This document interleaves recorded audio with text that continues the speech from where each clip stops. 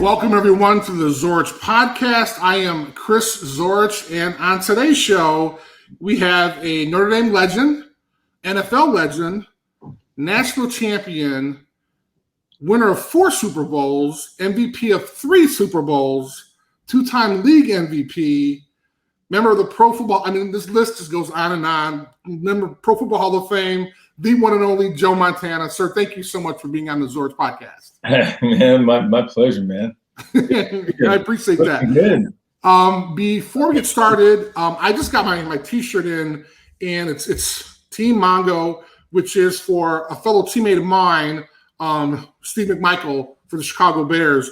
Unfortunately, just recently he was diagnosed with ALS, and a whole bunch of folks are doing some things to raise money for him. And one of the organizations is a place where folks can go get this T-shirt. It's called 𝐼𝐆shirts.com. That's 𝐼𝐆shirts.com. You can go on their front page and they have a link, Team Mongo. Then also 100% of the proceeds from the shirt will go to help him and his wife Misty as they kind of fight this battle. And also, if folks want to participate, they can go to their GoFundMe page, which is gofundme.com/Team Mongo. He was a great inspiration for me when I was with the Bears. And he was on the Bears in the 80s, so you may have had a chance to run into him a couple times. Don't remind me. They weren't pleasant. Yeah. Well, it was that crazy 46 defense, and I'm sure they kind of wreaked havoc on you guys. Oh yeah, they had a great defense there. The thing was that we'd sit there and we were watching video, and as a quarterback, you're not always paying attention to the front. Sure. Much as you're looking at coverage and you're going, holy, everybody's open. And then next to the quarterback's on his back. All right. and then it took a long time for people to figure out, how to deal with that defense, because how they lined up by covering both guards in the center really takes a lot of options away from you. At the same time, it's really hard to run against unless you hit the edges. And you got to hit them at the right, while they're doing they play different coverages out there, sure. Not a lot. And, it just finally, we just started going to protect everybody. And if your guy doesn't come, go. Right now, go. That means he's not coming. So if he comes, stay. And then we'll play one-on-one on the outside. And that's kind of how we ended up, beating them there in the championship game back there in the cold. That is amazing that you could actually remember that, because that was a while ago. Well, it was something that we saw a number of times, whether it was when he was in Philly, when Buddy went there, and then we saw him again when he was in Houston, when I was in Kansas City. And we tried at first. You tried to protect everybody, and then you just didn't have enough people out. and then you tried to just run your offense, and then you can't protect yourself. So then it was, okay, we're going to run the offense. We're going to call it one protection, and everybody knows that you started using a 50 number, so that we knew that at the 5-man, everybody's checking and going. Wow. You're not supposed to stay and block. Don't stay and block. Go. Well, and it didn't help that. there were some incredible athletes on that team. Yeah. You had Richard Dent, you had Steve McMichael, you had William Perry, you had Wilbur Marshall, you had Mike Singletary. If you look at the other guy from Notre Dame, Bell. Oh yeah. No, it was Dave Durson. Yeah. No, there was. They had a good defense. I'm not going to lie. And, Dan Hampton. All these guys are incredible players, and they were huge. I guess they were. They were. Yeah, they were monsters. And it's funny because I remember as a kid growing up here in Chicago, and watching them, and I remember having their football cards on my wall and stuff.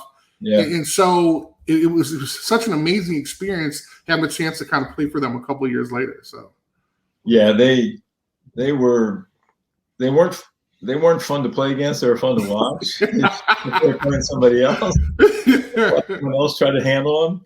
But yeah, no, the Bears were they were always one of our nemesis. So.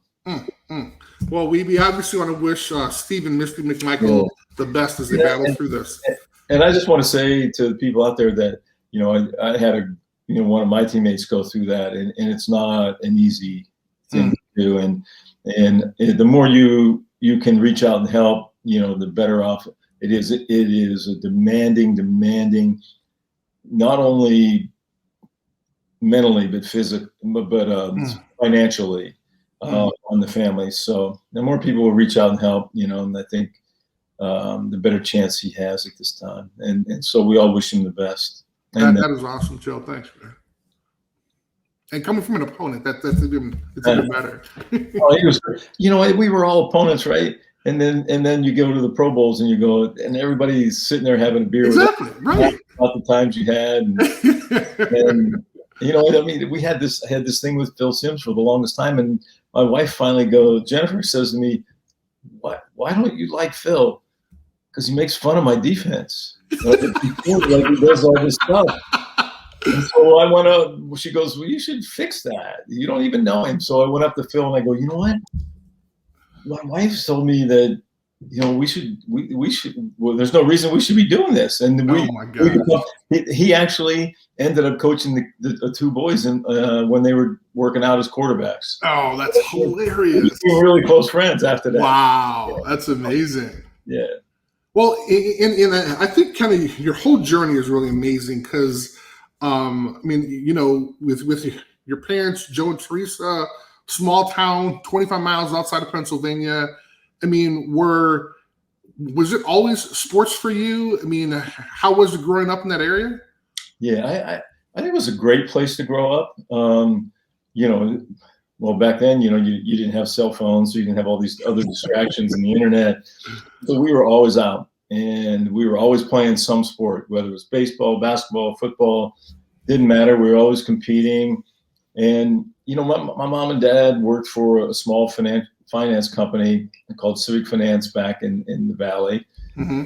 And they could have never afforded to send me to Notre Dame. And so they saw sports as an opportunity to, you know, higher your education and be able to move and do the things and accomplish other things in your life. And so whenever I wanted to practice a sport and play a sport, my dad would come home from work and I'd have a ball in my hand and we'd go do whatever one it was.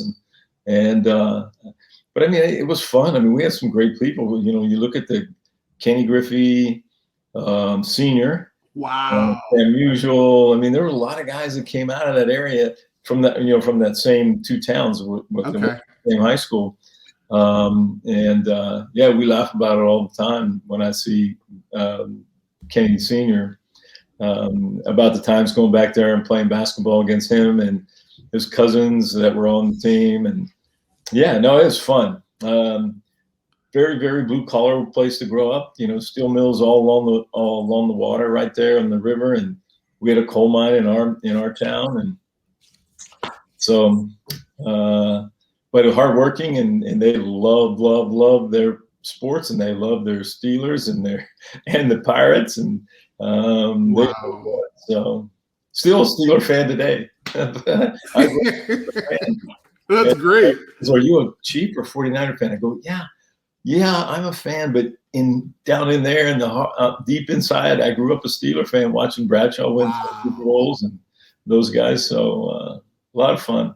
So was it always football for you? Because I had a chance to read one of your books, the Winning Spirit, 16 Principles that Drive Performance Excellence. And in there you talk about, which this is something that I don't think a lot of people know, which I was really surprised when I read it, but you eventually were offered a basketball scholarship to NC State? Well, I loved basketball. It was probably my favorite sport. I mean, you could play it, practice it, and it was more fun to practice, you know, than trying to. Well, you know, football practice is grind. It's like a game every time. Basketball was fun. I played baseball. I like pitching. I like playing shortstop, and I was okay at it. But honestly, I played baseball most likely to get out of summer football.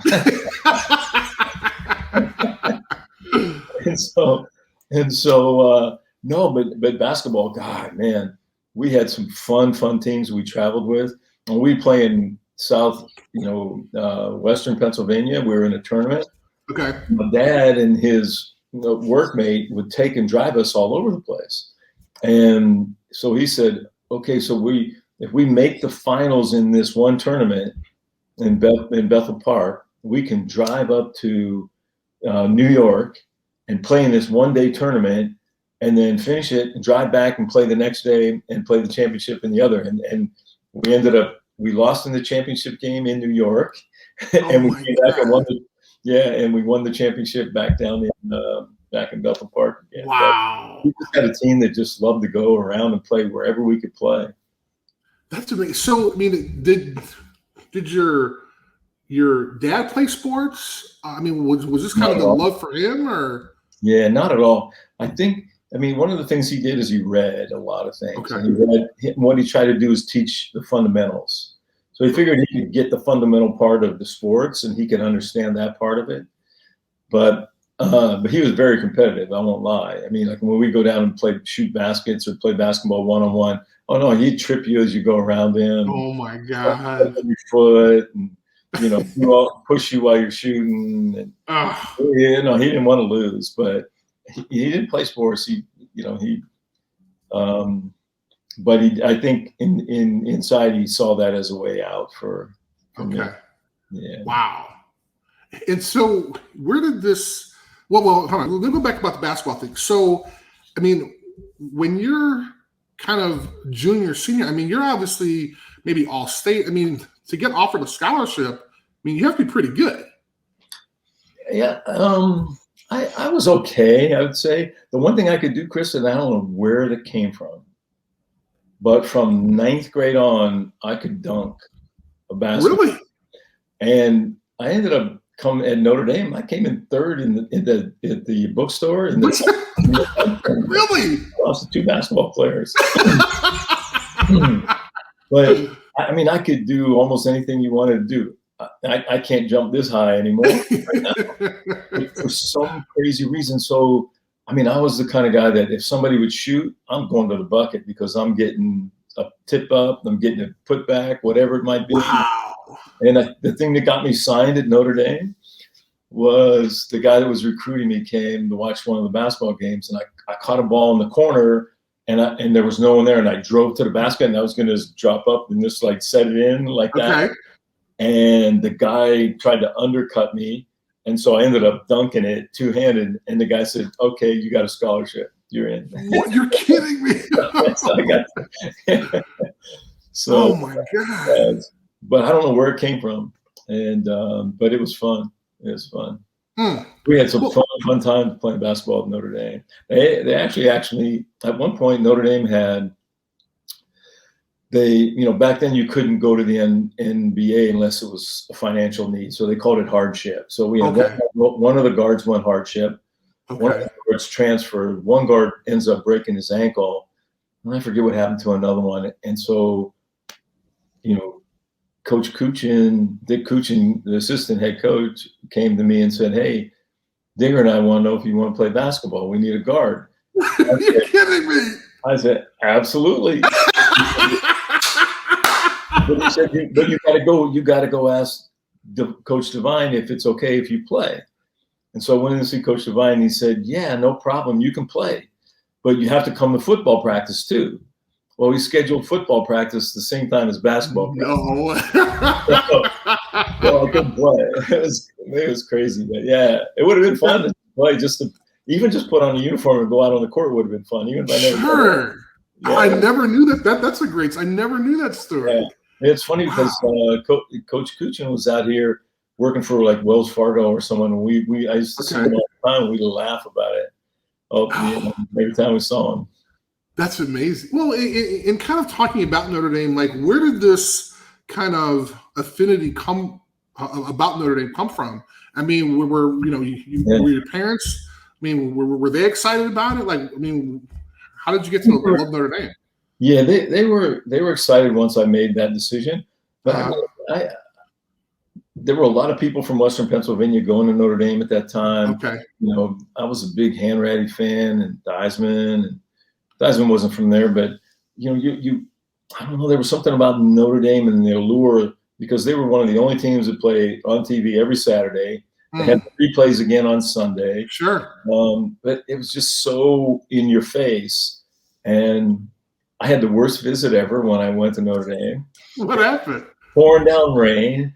And Frank Alafo to this day denies that he left me over in second center in that little and pouring down rain. They had some gambling thing going on to raise money for charity. So you went and you could bet and play games, and then he left me, and I had to find my way back to the Morris Inn. Oh my God! When you know where you're going, it's not that far. Right, but if you don't, pouring down rain, I'm like, okay. And he still to this day says, "I didn't leave you there." Oh, yes, that's hilarious. But, that's great. Just, you know, and it's funny because you know, our two oldest girls went there, and Nathaniel started out there, and when she was Alexandra, the oldest one, was looking at schools, I kept saying, you know, whatever you do, just go take a look at Notre Dame. You don't have to like it. It's not for everyone. And Jennifer kept saying, why do you keep pushing her to Notre Dame? I go, I'm not pushing her. All I'm saying is take a look. It's different. You don't realize it until you get there. Right. And then once we went there, gosh, she fell in love with the band coming through on Friday. Really? Yeah. So every time we went to a game, she had to go be there for the band when it went to practice. And I guess the way that she described it is probably the best. She said, it's like somebody has their arms around the campus, just in a little protective way. And it was just so different than anything else that she had seen or that I had seen. And it was, could do without the snow, but yeah, right. And of course, I mean, I've had a chance to talk to other guys, and it's amazing because everybody, I don't think anybody had a great experience on their recruiting trip, and then all of a sudden they wind up there, you know. So it's obviously special. What got you there? You know, for me, it was a combination of mainly it was the academics, because I kind of grew up in a rough neighborhood. They really didn't know. I mean, a lot of folks didn't go to college. And when I found out about Notre Dame, and this is a true story, Joe, I mean, I say this and laugh, but at the end of my junior year, there was one of the coaches came up and asked me if I'd like to attend Notre Dame. Now, my high school, it's the same high school that Dick Butkus went to. Mm-hmm. It's literally 92 miles away from campus. Okay. I mean, you get in the car, 92 miles. And he said, Chris, I'd like to come to Notre Dame. And I said, sir, I would love to, but my mom doesn't like to fly. And he kind of looked at me kind of strange. So what do you mean your mom doesn't like to fly? And I was like, well, you guys are in France, right? Like there's no way my mom will fly to France to see me play. And he was like, excuse me. I was like, well, yeah, you guys got the hunchback guy in the big church, right? And I know he was like, I mean, I'm sure he's looking at the sheet going, whoa, who is this kid? So I had no idea. And as I did my research, you know, the graduation rate was 98.98. Yeah. And if not there, if they weren't going to give me a scholarship, I was probably going to go to Northwestern. So for me, it was about academic. But of course, I had a bad recruiting trip. It snowed, it rained, and it was terrible. Yeah, that's so funny because when you talk about Notre Dame, and Jennifer and her sister and her mother were over there in Paris, were there the morning, or in Notre Dame before the fire started. No.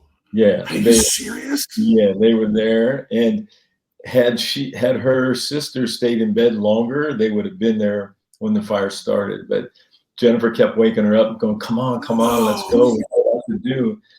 And so she got her up earlier, and they went there for, I don't know if it was class or, yeah. She was there that morning. Yeah, it's crazy.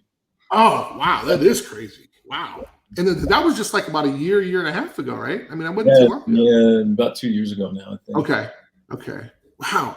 So When you're thinking about Notre Dame now, I mean, are you visiting other schools, or are you just kind of dead set on going to Notre Dame?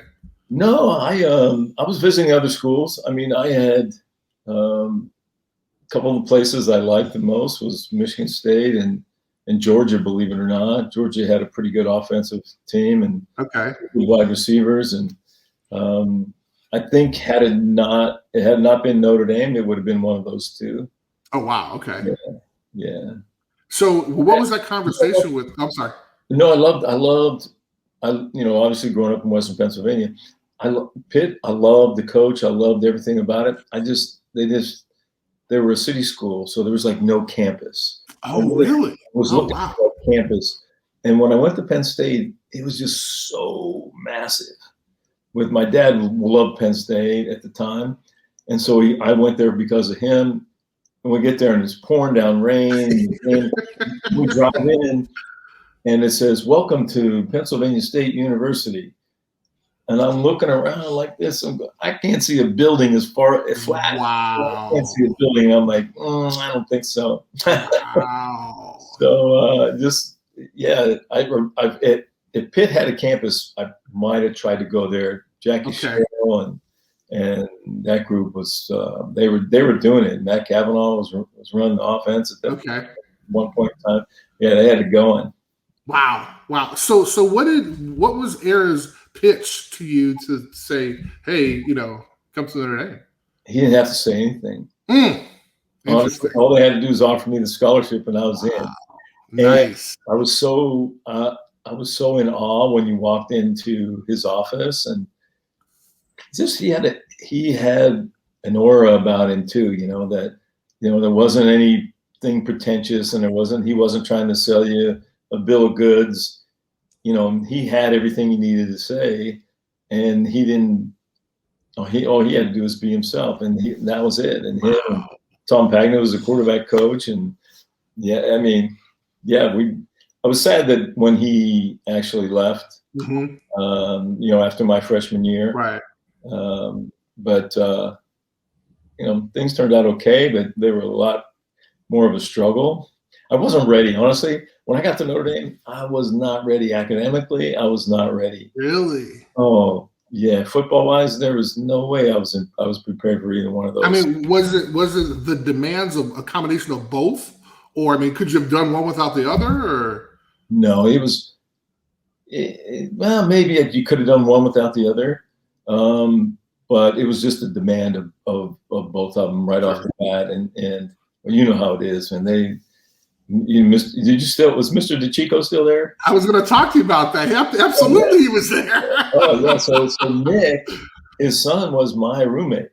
Oh really? Oh, I didn't know that. That's great. Yeah. And so Mr. Decicco became kind of, for everyone there, he was the guidance counselor for all student athletes. Yes. And the worst thing you could get in your mailbox was, "Please report to Mr. Decicco's office immediately. No excuses will be accepted." Right, exactly. And he was like 4'2", 4'10", maybe. But he was an engineering professor, the head fencing coach. Exactly. He used to threaten you, "I'll stick this saber so far up you." Well, and then they won. They won national championships. He was the fencing coach. Oh yeah, you know what? I had one of the top fencers, freshman guys in almost all my business classes. So I started going to the fencing matches, and that's what I tried to tell my kids when they were there. I go, yes, they've got great major sports, but go watch some things that you've never watched. Sure. Nathaniel ended up getting hooked on hockey. And watch it. And I go, you should just go watch it. If you haven't seen a fencing match, you should go watch it, because the saber is off the chart. Right. It's nuts. So he became almost like my surrogate father. We'd go there, and Nick would take me to his grandfather's house, and we'd have some homemade sausage and hot peppers and a little wine. And so that part was good. But just it was a grind getting used to. Probably didn't have the best of years of one or two times, but it just I struggled on the field, I struggled off the field, and And then finally, I told my dad I was ready to come home, and he said no. Really? Yeah. So wait a minute, really? Yeah. So. What was that? I mean, was it just? I mean, like, hey, I'm 15 on the depth chart. I mean, it's not working out. Yeah. Think about other places. Yeah. No, I just said, I don't know. It's not going well here for me. And he said, you know what? Life is tough. You got to find a way through it and fight through it. And,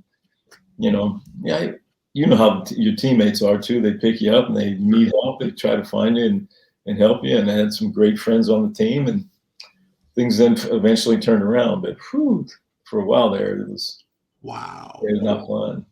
That's interesting. Well, and it's great to hear someone like you say it, because a lot of folks think that, and obviously fans, they just watch on Saturday, right? And they may hear about what's going on, excuse me, during the week or something. But for the student athlete, it's every day, and it's hard. I mean, it's classes, and what a lot of people might not understand is not only are you competing on the national level against great teams, but you're also competing in the classroom against valedictorians and salutatorians. I mean, people ranked, top 5, top 10 in their class, and a lot of the athletes weren't. And so imagine that challenge. Oh yeah. And that's the thing that,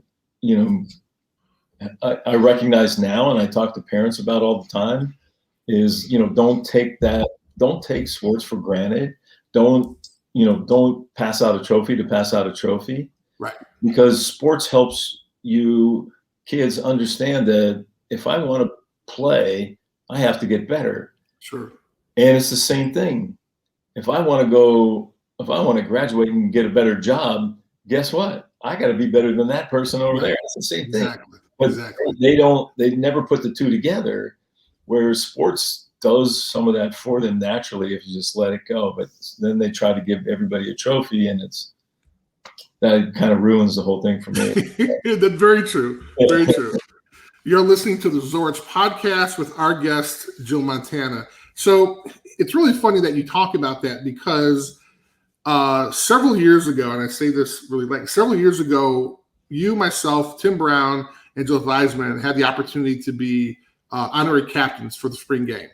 Yep. And at that time, we were watching practice one day, and you kind of mentioned how you had an experience with kind of like a little league team where there's a young man who fumbled the ball, and he didn't jump on it. He kind of walked away from it. And you were kind of getting hyped. And you were like, get on the ball, get on the ball, get on the ball. And he kind of looked at you and like walked away. And you kind of talked about how it was so weird, because it would be so hard for you to be a coach, because like you see something like that. And I forgot how old the kid was. Let's say he's 10, 11 years old. I mean, you can't beat the crap out the kid, but you're like, there's no urgency there. I think that was so interesting. But, and I think that's where some of that comes from the parenting, I think, right? So they don't make it important like they make academics important. Right. And so they just think it's just sports. It doesn't really matter, but it does in the long run, because it helped teach you competition. Exactly. And to be honest with you, I don't think I could coach football.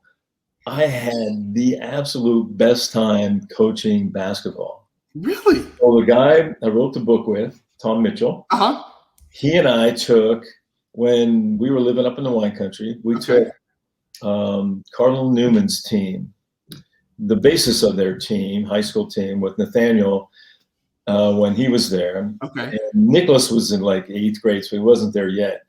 And Tom kept saying, got to bring Nicky in, got to bring Nicky in. I go, Tom, he's not ready, but this will help get him ready. Because Tom coached basketball for many, many years. Right. He did a lot of stuff with the Warriors on both sides. He and Chris Mullen were like super good friends. And so we took this team into the AAU, and we had a blast. I mean, we had so many things that happened. It was so much fun, because we're sitting there and I would, you would coach, and then Tom goes, you got to put Nicholas in. I go, I can't put Nicky in. We're playing we're playing this team that's got 2 kids, one 6'10", another 6'11". Just keep him in for a little bit. I'm going, and we finally put him in, and he like hits a 3, and it's like, wow. Lester and then Nathaniel, and back and forth, and we just, it was a teaching thing where it was out of my element. Mm-hmm. Oh my gosh, it was so much fun trying to help these kids understand, what it meant. So like one day, this one kid just we'd go to practice at 5:00, okay. for example. Right. I'd walk past him. He's out in front of the gym, and he'd come in 3-4 minutes late every time. So finally, I said to him, okay, basketball is a team game. This is a team sport. So now we have someone who doesn't think it's important to be here on time. He's going to run some lines. Now, you're his teammates. Do you want to let him run by himself, or you guys want to run with him? Wow. And they all ran with him.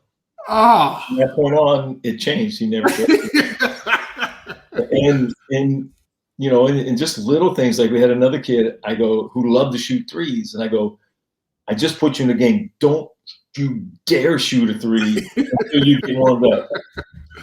And I'm not 20 seconds in the game, he shoots a 3. I put him back on the bench. And his parents are going, why'd you do that? I told him, do not shoot a 3 till I don't care after that. You're in the game. You're not even warmed up yet. You're not ready to be competing. He's, at that age, right. Getting a little bit of flow. And I said, and that's what it was. They're done. We had a center. Oh my God. I shouldn't keep talking. You probably go. No, this is great. Please. He was 6'8". Now this kid could jump out the gym. Okay. He had a jumping ability, but no one taught him how to handle the ball. Like when you throw it to him in the post, he wouldn't turn to the bucket. He never wanted to score. He was looking to get him. Wow. And so Tom started working with him, going, you don't understand what the ability that you have. So we're playing this team. I wanted to play De La Salle in this tournament because Frank 𝐒𝐿𝐿aco was coaching him. Okay. Right? And so I wanted to play him so bad.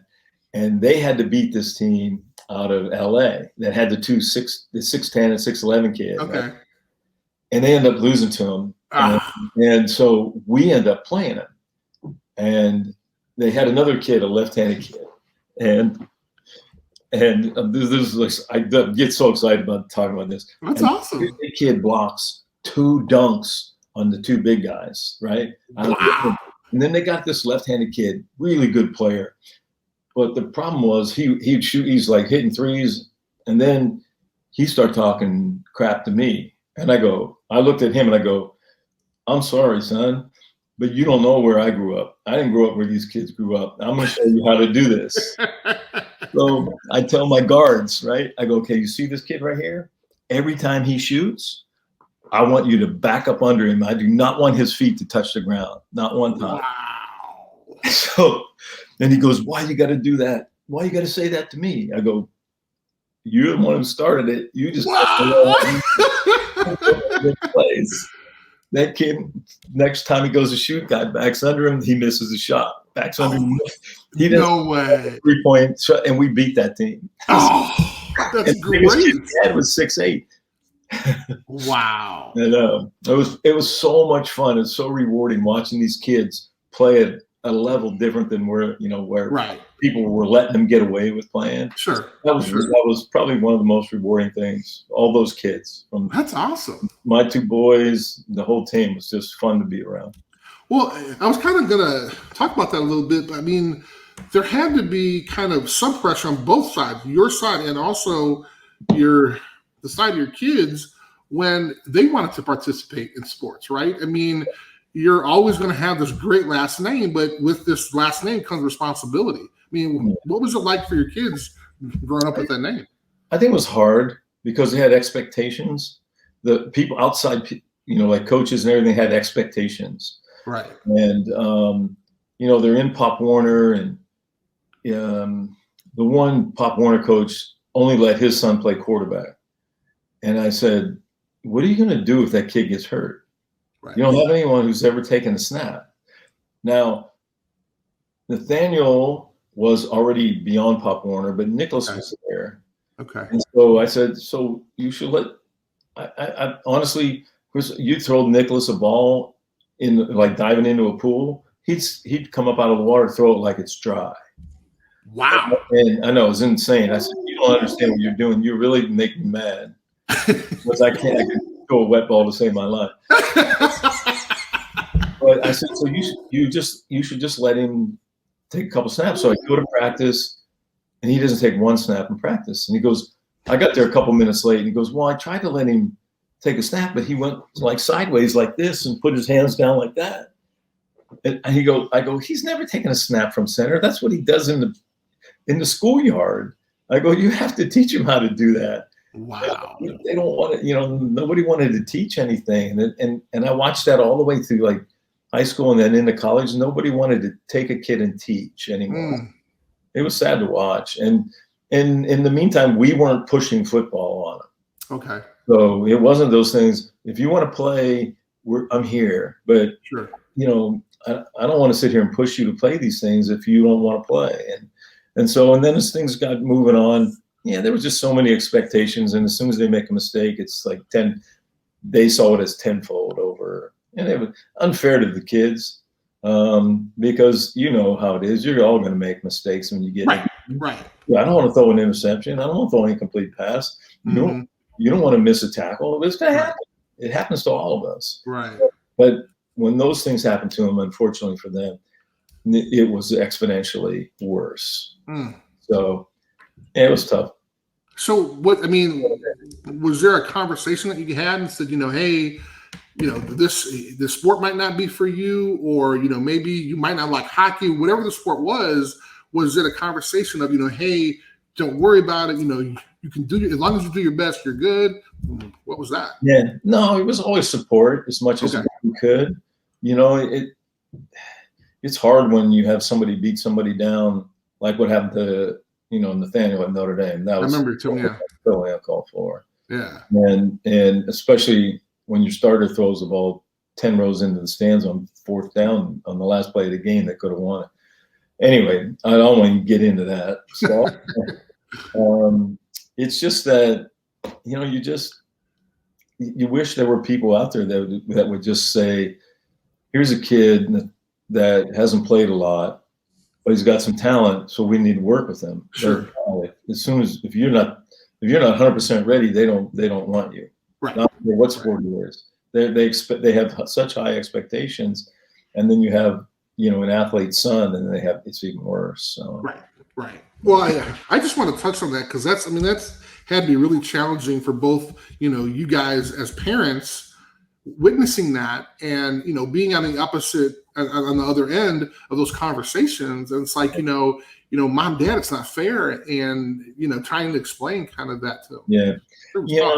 And the thing was, we were just hey, just keep going, keep fighting, and you got to just keep performing. It doesn't happen overnight. And then it was in a game out of Montana. First play of the game, he throws like a 60-some yard touchdown. They take him out of the game.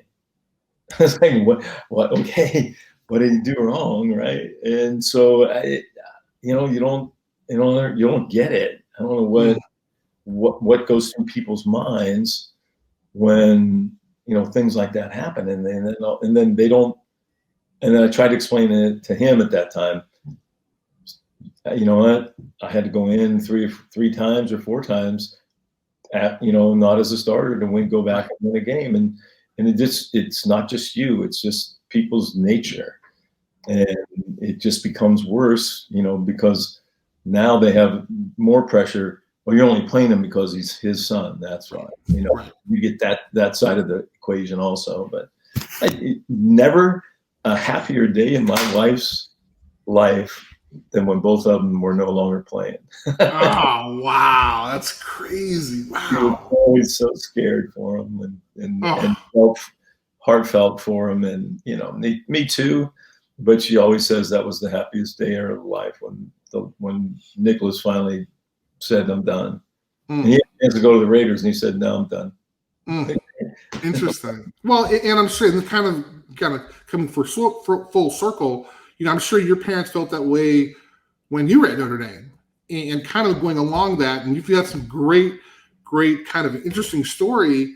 And the one that obviously you're most famous for is the chicken soup gang. Mm-hmm. And Chris Haynes, actually, every time I run into him, he's still in Chicago. He always brings up the catch and everything. But can you kind of share with us a little bit, because we understand kind of what the outcome was.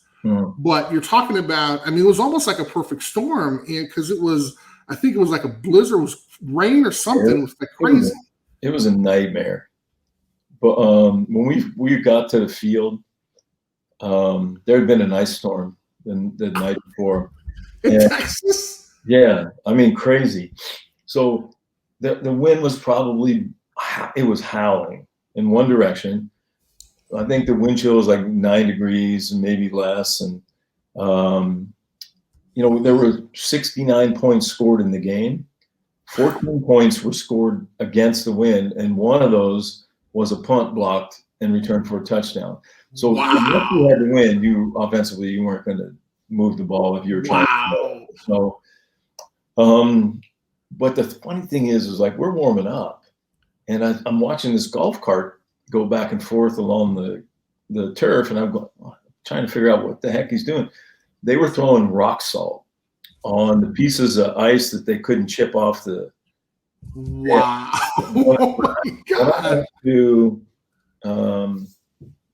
When I got to the Hula Bowl after that in Hawaii, oh God, I'm trying to remember the head coach from Michigan State's name at the time. All we did was throw the ball. We had fun. And he looked at they actually had to cut my jersey and my pants off. I was a scab from one side of the No way. And everything. And he looked at me and he goes, "What happened to you? What kind of accident were you in?" I go, "I was just from the game we just played on."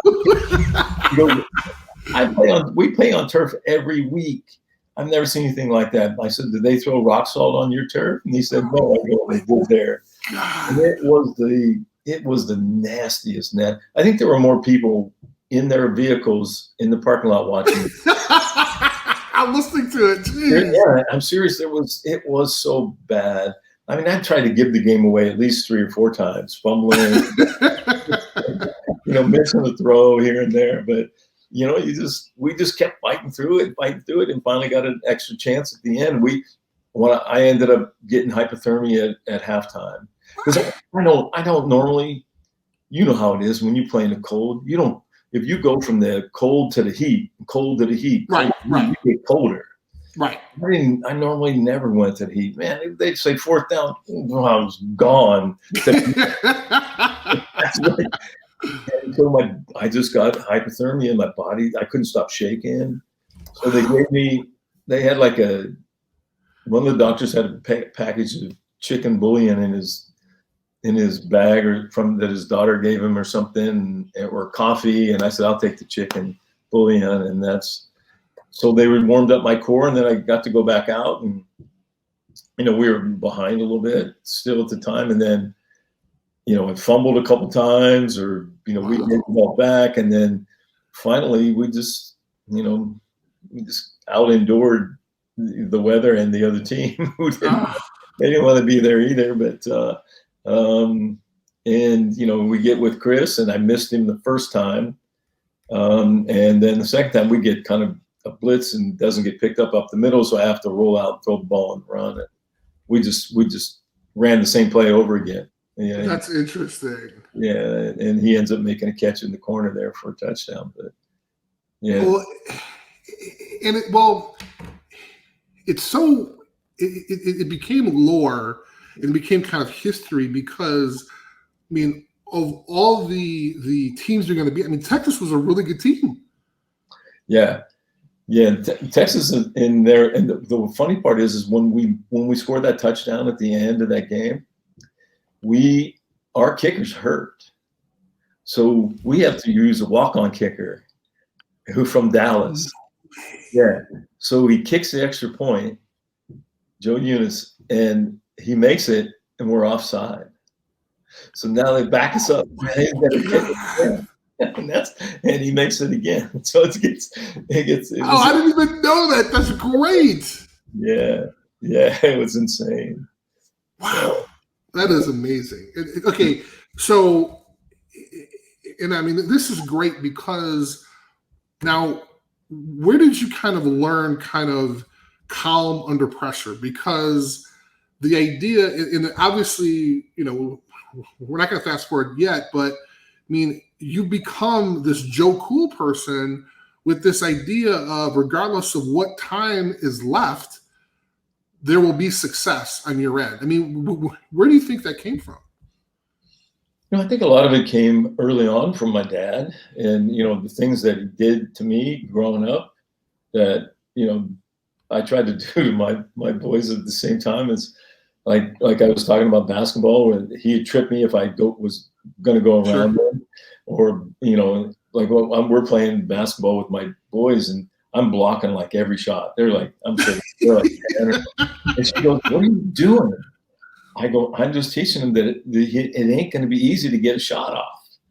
And then, I'd let them, shoot here and there, but I'm blocking the majority of them because I'm bigger than them. I'm just going to say, I run into a guy who's bigger than them who's going to do this. Right. So now they got to fight and figure out how to do this. And when they get in the game, they're not going to worry about it because because I've been doing it to them the whole time.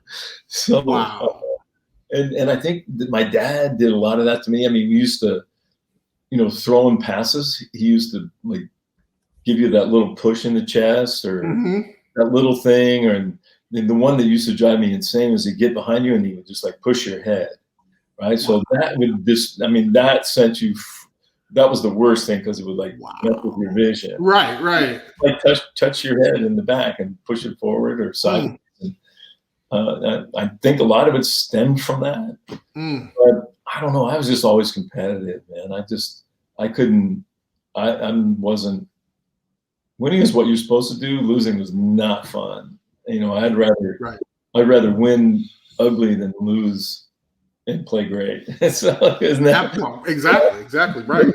You know that. Where I think a lot of us are made up that way, though. I'm sure you are, and you probably had your own sets of things that you had to run through and go through and get, fight, through that adversity. And and it makes you different when you get there again, right? You're used to it.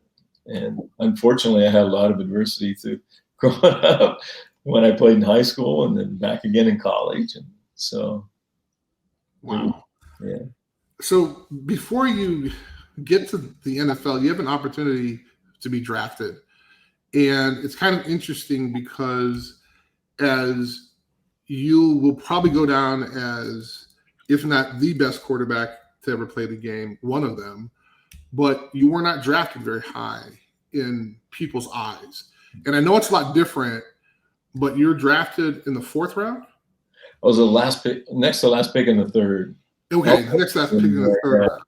So what was that like? I mean, the idea of, and I know it's definitely different from when you were drafted, but was there, hey, we should stay by the phone? I mean, what was that like? Well, I actually was in, when I got out of, because I separated my shoulder at Notre Dame, I got an extra year of eligibility, and I ended up graduating in December. Okay. So I moved to Southern California and was working out with a lot of the guys from USC and UCLA down there. And so my agent was down there, and when it was time for the draft, you get all these teams that say, if you're there, we're going to take you in the 1st round. If we're there, we're going to take you in the 2nd round. And so if it wasn't for those expectations, I'm looking at, what do they look at, right? Look at the guys who they took before me. They were all bigger, stronger, faster, throwing the ball. Like Jack Thompson was throwing the ball 50 sometimes a game. We're throwing it 21 times. Wow. It's kind of hard to compete in those and like I said, and I keep saying that, and so if they had the thing with the bench press today, where they give you, 185 on your chest? No, it's actually 225. I might still be there. Run out of air, get it up. I was literally, at that point, I was probably 190, maybe a little under 190 pounds. Wow. So I wasn't like the biggest, strongest, and so and we weren't throwing the ball a ton, so you don't get the same kind of numbers. And even though we had success, and but I think the thing that ended up when I worked out with James Owens, who the 49ers took in the second round of my draft year, throwing a bunch of different passes. I happened to be down there. He went to UCLA, so we worked out. I worked out with him. Actually, they brought me to throw to him because they were looking at him. Wow. But the passes we were throwing were a lot of touch things. Some were on the line, some were on the touch, some were different stuff on the move. Do this, on the move, do that. Drop it over my shoulder, and I think that's kind of where I kind of impressed the most right there. And we were actually in a park outside of a hotel where we worked out. It was crazy. Are you serious? Yeah. But I just, it's like a friend of mine knows the guy that's going to be in the draft, was in the draft this year with Texas. Okay. Texas, right? And he said, "Will you talk to him?" And I said, "He's getting all kind of negative stuff." And I told him kind of what happened with me, and I just said, "Look, here's the thing. Don't care where you get drafted. You want me to show you how many busts are in that first round? I'll show you as many as there are in any other round. Mm-hmm. All you have to do is two things. You got to go. You want to get somewhere, and you want to believe in yourself. And the minute you stop believing in yourself, you're done, because you don't need anyone else to believe in you. You need to believe in you, and you need to make other people believe in you. But you can't do that if you don't believe in yourself. It'll never happen. And so, I'm happy to keep an eye on him, and hopefully things go well for him. But, that's just the way it was. I was so happy to be drafted, and, no offenses for Green Bay, but I was going, please, please, please let me get to an indoor place or something. I had enough of the snow. Oh my God, that's great. But I, coming to a great opportunity, and the way that Bill taught, and the way that he made me understand what it took and how to prepare myself for every week in and week out, and not only week in and week out, I should say, every day to practice. Sure, it's the same way. And, so was there a conversation that he had with you and said, "Hey, this is the reason why we drafted you. This is what I think this is what I think what you can do. If you listen to me, hey, you can do this," or what was that conversation? Nothing. No place. Really? Bill, the one position he loved and was the quarterback.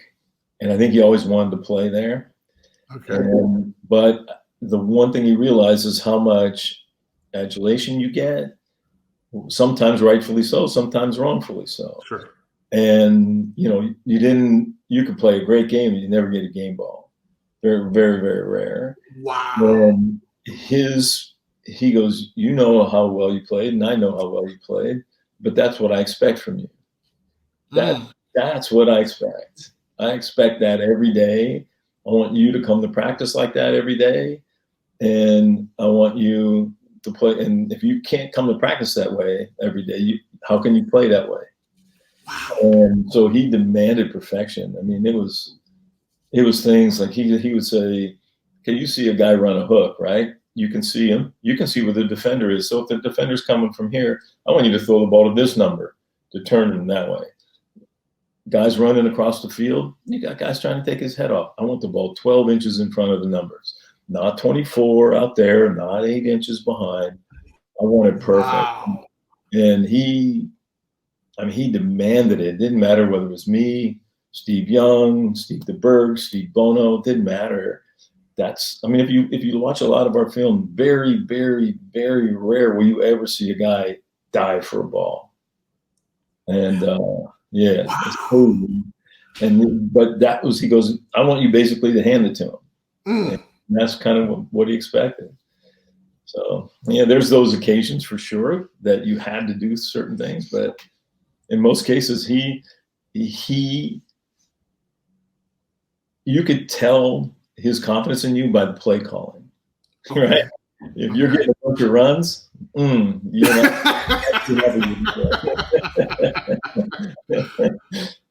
So, but because he loved to throw the ball, he loved, in that early part of our years, throwing the ball and dumping the ball off underneath was part of our running game, right? Because you know how you've heard the coach scream at you a million times. We can't give up 4 yards on a run, right on first down, right. When we drop back to pass, I don't like the guy. He goes, if you don't like it, I'm going to give you these guys over here. Drop the ball off to there, and you gain 4 yards. Same 4 yards. It feels different, right? Wow. It feels different, but it's the same. And he goes, all we want to do is like a full court press. Every now and then, you're going to steal the ball. Right. But it's just annoying here, annoying there.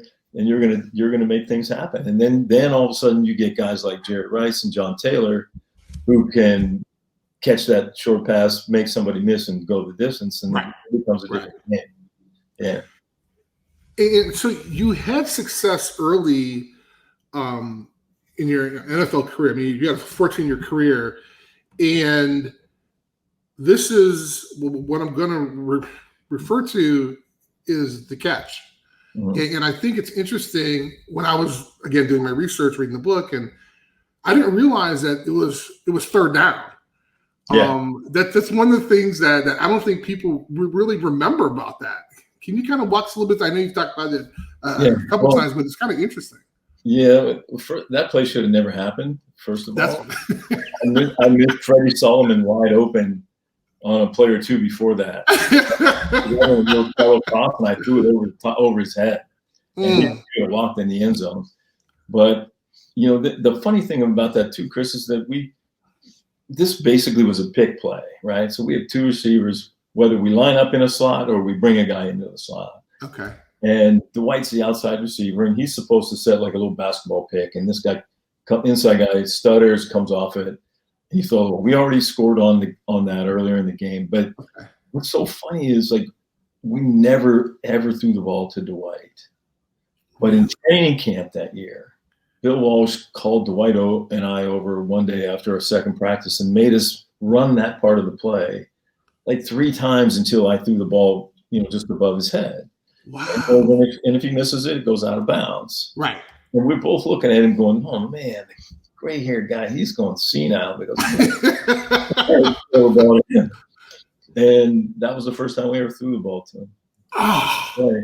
And I joke with him all the time because I'm pumping and because he didn't realize that the inside receiver on the play fell down. Oh, right. Like, okay, right. And then he stands up and he's covered. And then now Dwight's job is to get to the back of the end line and then slide. Oh. I go, dude, you're so slow. It took you forever. I can't pump anything. I'm running out of real estate. And then like I throw the ball and I don't see the catch, but I hear the people scream. And I come over to the sideline and our equipment manager turns to me and goes, boy, your buddy saved your ass that time. I go, what are you talking about, Chico? He goes, he jumped out of the stadium. I go, Chico, he's white. He can't jump. Oh, my God. That's hilarious. And then I finally saw the catch. And, he did make a great catch. But when I let the ball go, I thought it was just the hands above his head. So it wasn't a big deal to me when I let go. So. Wow. I was you're 6'8" guy. So. Well, and it's so interesting because, when you talk about the span of 14 years, your reputation, it's hard to ask this next question, but did you have a greatest moment? What did you feel your greatest moment was during that time? Or maybe not so much what we as fans would see, but what was kind of a memorable moment for you during that space? And again, I know this is there were a lot of memorable moments. Chris, I mean, you can't go back and say, the Super Bowls and right win and you, or the, coming back after back surgery and playing within 7 weeks and, I had a pretty good game that week. But I think really the test of adversity came when I got hurt with my elbow. And, they wouldn't, I was ready to play long before they put me on the field. And he just wouldn't let me. Really? Oh, man. He told me he didn't want me in the locker room. I had to come in and get treatment and be out before they came out of team meeting. No. Yeah, so it's crazy stuff. And so I knew the writing was on the wall, and at least I got a chance to play. And thanks to Mike Shanahan calling pass plays for me at the end of the game, I got to throw a touchdown pass. And we got to throw the ball. And actually, I can't remember if I threw 1 or 2 in the last game or not. But going to Kansas City, you know how it is when you get hurt. You typically get your job back when you come back, right? Now Steven played okay, and I just looked at George and I said, I don't want my job back. I want to take it back. Wow. So let me compete. He didn't want me to compete. He wanted me to just be second team, and I said no. So you let me compete. 2 salaries on the table. If I lose, I'll stay. I'm not staying under that pretense. Wow. I left. We should have won 3 Super Bowls in a row. When I left the game, we were winning in the championship game. I don't know what happened after that. It wasn't enough to keep it. And he said no. So I said, okay, you made your choice. Now I have to make mine. I don't want to finish my career on the bench when I know I can still play. And I think going to Kansas City and we had a really good defense, and we had some guys on the outside that, man, I had to start lifting on my arm because I could go up early on those guys. Wow. They could fly. And then Marcus came along, Allen, and, just added to, we had a good offensive line, and when we screwed up and we lost a game 2 weeks before the second or third game from the end, we were let down and we lost against someone that we should have beat. And so instead of playing at home in Kansas City for the championship game where it was 50 degrees and sunshine, we were in Buffalo where it was another windy, drizzly day, and I couldn't throw the ball 20 yards without going like this.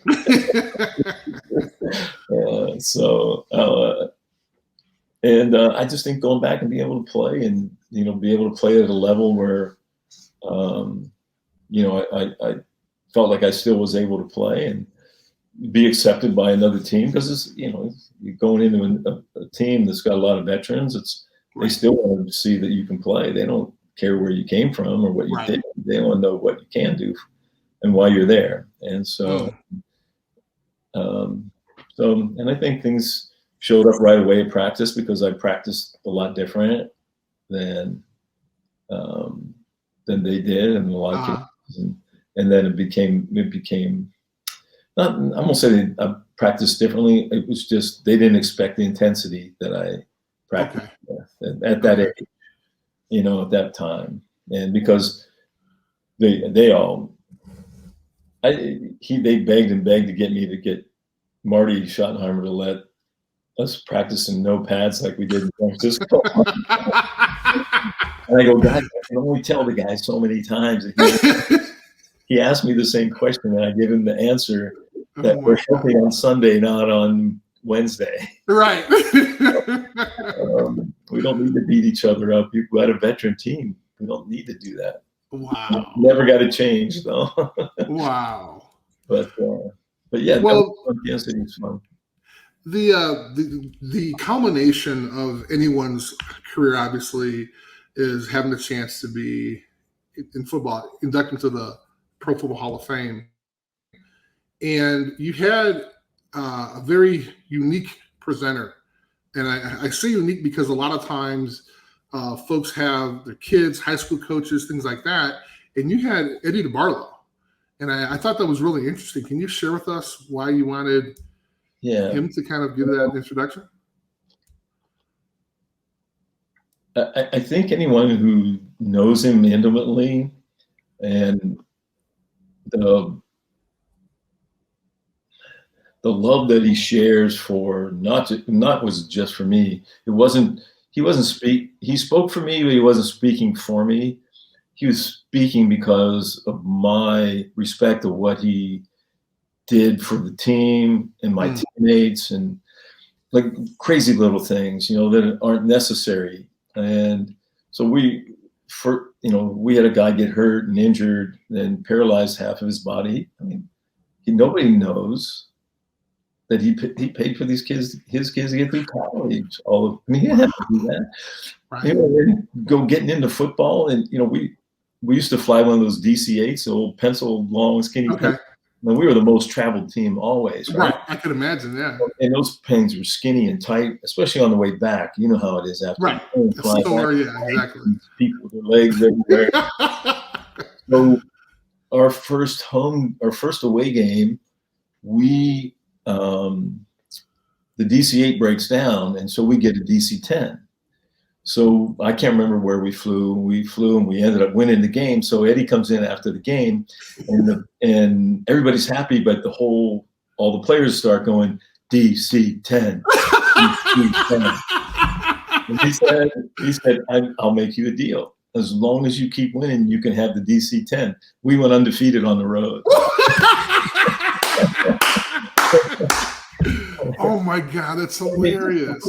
Those are just two little examples, and he did this throughout my whole career to not only the players, but to the people in the organization. And it's just,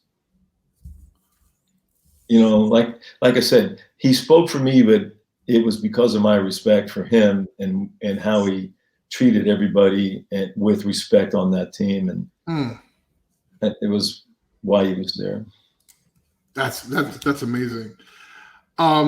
It might take a little bit. We're have to wind down a little bit, but when you retire, you decide to kind of get into investment banking with fellow teammates, which I think is unique. And you also covered it in the book. Can you kind of share with us a little bit about kind of what you did with those guys? I'm talking about Ronnie and Harris. Yeah, Ronnie Lott and Harris Barton and I, we lived in Silicon Valley, and we grew up with a lot of the venture guys who ran, all the top venture funds were either neighbors, friends, coaching our kids and sports, and so they came to me and said, we want to start this fund of funds, and we'll leverage our friendships to get us into Sequoia Capital, Kleiner Perkins, Excel, all the top tier funds.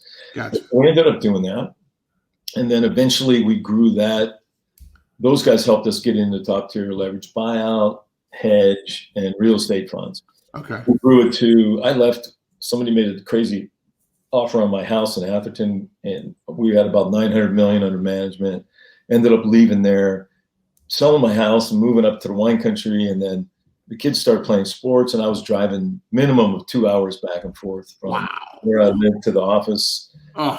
And I was leaving early to go watch the kids play and practice. And I didn't think it was fair, so I stepped away at that point in time. And then I reconnected as Nathaniel was coming out of college with an old friend, Ron Conway, probably one of the top angel investors out here. And he started taking Nathaniel and I to this place called Y Combinator, one of the top accelerators out here, if not out here, probably in the world right now. Okay. They produce 2 batches of companies that they present as startups, and then you go and you can pick companies you want to invest in. And so we started doing a little bit of that, and then Nathaniel caught on to a startup, and Ron talked me into starting a fund, a direct fund. So instead of raising money in the fund of funds and giving it to another fund to invest, now he talks me into direct investing. And so Nathaniel now is gone. So I end up going looking for a couple partners, and I get introduced. Nathaniel and I had invested in a company alongside one of the other top tier seed stage funds called First Round Capital, and They introduced me to one of my partners, 𝐌𝐂𝐿𝐿𝐿, who was a Yale undergrad, Harvard MBA, started a company in the mobile feedback space and got bought by Google. Spent a bunch of time at Google and then came back out and was looking to get into the venture world. So they introduced me because he actually helped first round capital start Harvard's dorm room fund. And then so I was looking for one more partner at the time, and I was at a speech at 𝐌𝐂𝐿𝐿 that Ron was speaking at, and when one of the co-founders of 𝐌𝐂𝐿𝐿, when it was actually started in Boston, when it was in Boston, there were like 12 companies. My other partner went through back there, 𝐌𝐂𝐿𝐿, the guy I just talked about, he went through it out here. Now this last batch was 400 companies. Wow. Yeah. So, but Mike Miller, who he lives in Seattle, I always joke with him, say his chink in his armor is he went to Michigan State undergrad. He has a PhD in applied particle physics out of Yale. He's an MIT fellow. He worked high up in the CERN Collider over in Switzerland for a while. Started a company called Cloudant, which back then they called it cloud storage. Now it's just called the cloud, or data storage. Now it's called the cloud. And IBM, his company basically started IBM's cloud service. So and then Nathaniel's company got bought by Twitter. He went to Twitter for 1.5 years and had enough of the big time corporation stuff and wanted to come join the fund. And the guy said yes. And so now there's the 4 of us, and we're off and running. And we right now we're about to close our 3rd fund. That's terrific. And that was Liquid 2, right? Yeah, this is Liquid 2 Ventures, and our first fund we're pretty proud of right now because we fought hard to get into companies, and we raised like 28 million. We have 9 unicorns in it right now. And we have a path to somewhere around 15, I think. That's great. Yeah, it's been a lot of fun.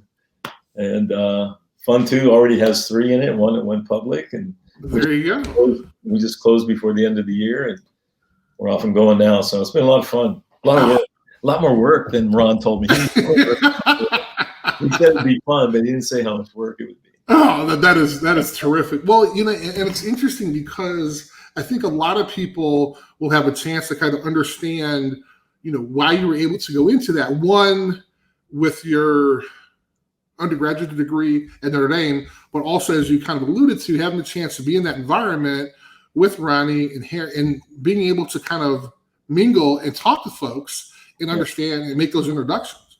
Yeah. I mean, we were fortunate to be out here at the time. And, still today, those guys are still our friends, and we still do some business alongside of them.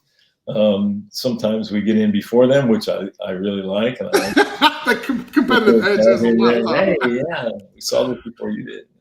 Well, it's really great, and we're going to wind down right now. But one of the things I wanted to kind of emphasize was, I think, although you guys put the book together a while back, I still think that some of the principles are really useful now. And again, I'm referring to your book, The Winning Spirit: 16 Timeless Principles that Drive Performance Excellence, with Tom Mitchell. I wanted to run through the 16 and then going to ask you kind of, what do you think are the kind of top 2 that you are always using? 1, know what you want. Love what you do. 3, practice with a purpose. 4, strive with excellence. 5, find the confidence within. 6, fall fast and move on. I love that one. The pro attitude, lead by example. I love this one as well. The I in team, build trust and consideration, welcome pressure, perform in the moment, visualize success, find a coach and an inner circle, walk like a champ, and appreciate. Yeah. Joe, do you remember, one of those things that are really important? Yeah, the things I think that like 3 and 4 were really important there, but I think the practice with a purpose, when Bill is about practice with perfection, he wanted you to be perfect every day you walked on the field, and he wanted you to strive to complete every pass. And he taught a different level of perfection than in preparation than I had. When I left Notre Dame, I thought I was pretty well prepared. We played bowl games, we won national championship. I had no idea what it really was about until I met Bill Walsh and what that next level was. And practice with a purpose, there's another one where you don't go out to practice just to get practice over with, right? You go out there for a reason. And that's the thing that Bill, drove home too. We're out here, we're practicing because, we didn't have a time to practice. We had 100 plays, let's say. We're going to run 100 plays till they're done perfect.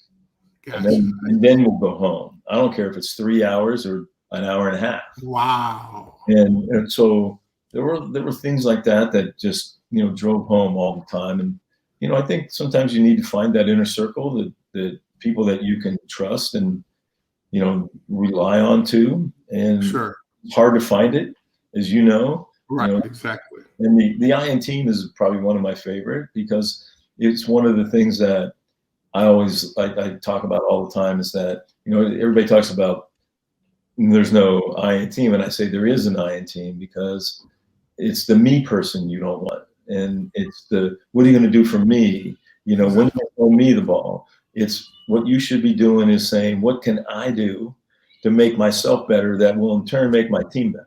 Exactly. That's why I say there is an I, and that's where I see, one of the most important parts of it is that you need to find a way to get better, and that'll in turn make your team better. Well, I think another example you gave in the book when you talked about kind of this young unknown receiver that came to the team who, when he caught the ball, he actually ran the full length to the end zone. Yeah. Could you share that story? Because that really is a great story. Some first round pick named Jerry Rice. He catches his first couple of days were rough on him. He was hitting the face. And, in most cases, he caught the ball and he would just sprint like 60 yards to the touchdown, whatever it was. Mm-hmm. And we're all going, come on, rookie, you're not going to get cut. He practiced with a purpose, right? Mm. Because he would go out there and he wanted to score a touchdown. And so I don't care if it was 9 yards in practice or 90. And is it a coincidence that Jerry's the NFL's all-time touchdown reception leader by a large margin? I say, no, it's what he did every day. And it became contagious. Our other guys start doing the same thing. And you find out how that ends up helping your team. When you're playing, I throw 2 slants against the Rams when we're backed up, one for 96 yards and one for 94 yards for a touchdown. But the problem was I threw them to wasn't a problem. John Taylor catches both of them in the same game, but Jerry Rice is all the way down the field throwing a block, and they used to run and chase, and they would catch the ball and they'd all run down to the end zone together in the end. And, literally, how much that comes back to help you in the end.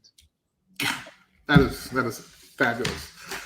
Joe, this has been great. Thank you very, very much. I really appreciate this.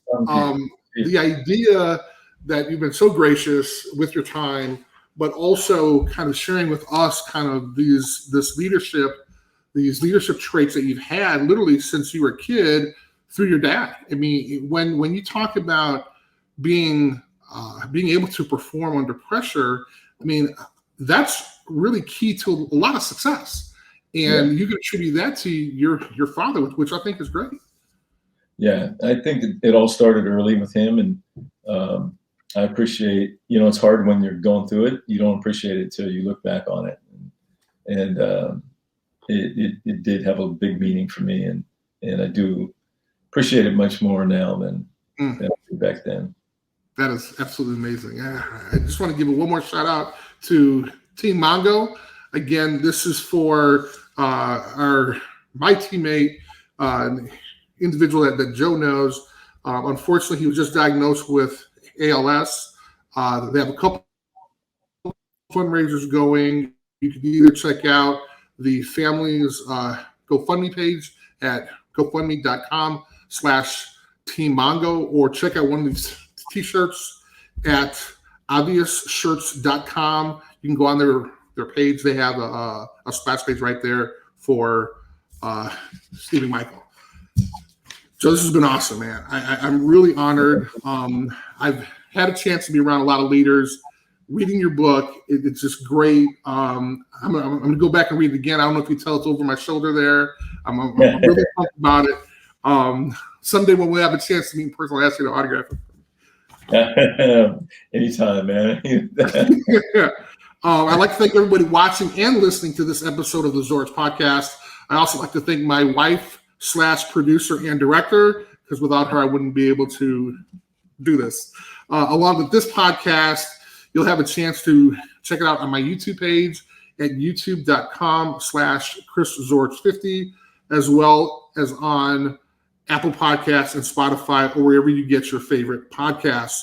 Also, check out the description below. I'll have a list to Joe's book, and then there's also some books by other guests we've had, like Lou Holtz and Jerome Bettis. Joe, again, thank you very much. I really appreciate this. Another good book for you. Yes, sir. Check out, if you haven't seen Bill's book, The Score Takes Care of Itself. Really? You should check it out. You'll love it. I'm writing it down now. Takes care of itself. Okay. I appreciate that. Thank you very much. You bet. All right, Joe, this has been great, man. Good, man. Good seeing you. Go Irish. You go Irish. Have a good one. Take care. Take care. Yep. Bye-bye.